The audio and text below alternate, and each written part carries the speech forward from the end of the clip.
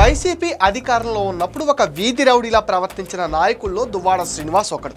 మాట్లాడిన భాష నీచాతి నీచంగా ఉండేది. మీకు గుర్తుండే ఉంటుంది, లోకేష్ పాదయాత్రలో టెక్కెలలోకి వస్తే లోకేష్ అంతు చూస్తానని టెక్కెలి వీధుల్లో ఆకు రౌడీలా రెచ్చిపోయిన మనిషి ఈ దువ్వాడ శ్రీనివాస్. పవన్ కళ్యాణ్ని వాళ్ళ ఫ్యామిలీని అసభ్య పదజాలంతో దూషించిన వ్యక్తి కూడా ఇగో ఈ దువ్వాడే. ఇదే దువ్వాడ ఇప్పుడు కట్టుకున్న భార్యను వదిలేసి దివ్యల మాదిరి అని వేరే మహిళతో సహజీవనం చేస్తున్నాడు అనుకోండి. అప్పుడు పవన్ భార్యల గురించి అడ్డమైన వాగుడు వాగి ఇప్పుడు ఇంకో మహిళను చట్ట ప్రకారం పెళ్లి చేసుకోకుండానే ఎలా కాపురం చేస్తున్నాడో దువ్వాడే చెప్పాలి.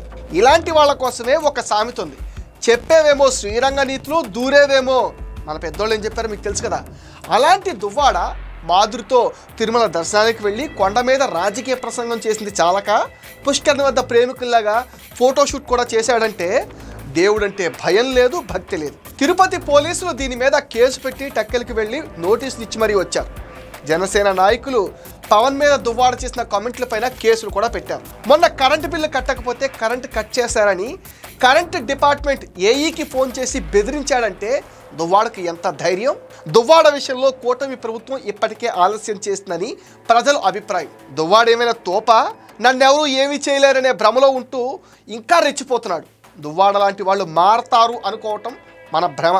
ఇప్పటికైనా ప్రభుత్వం దువ్వాడను అరెస్ట్ చేస్తే గానీ వ్యవస్థ మీద ప్రజలకు నమ్మకం ఏర్పడదు. ఆ పని కూటమి ప్రభుత్వం తొందరలోనే చేస్తుందని మనం ఆశిద్దాం.